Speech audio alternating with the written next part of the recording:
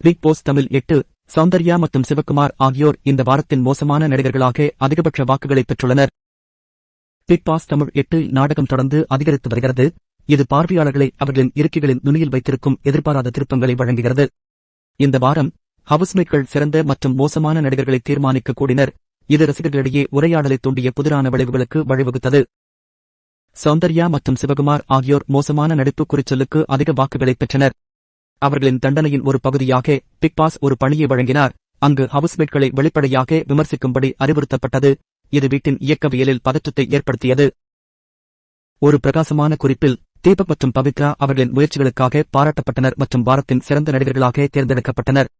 அவர்களின் சிறப்பான பங்களிப்புகள் வரவிருக்கும் கேப்டன் பணிக்கான போட்டியாளர்களாகவும் அவர்களுக்கு ஒரு இடத்தை பெற்றுத் தந்துள்ளது. இது ஒரு தீவிர போட்டிக்கு களம் அமைத்துள்ளது. சௌந்தர்யா, வர்ஷினி, முத்துக்குமரன், ஜாக்குலின், ரணவ், அருண், அனந்தி,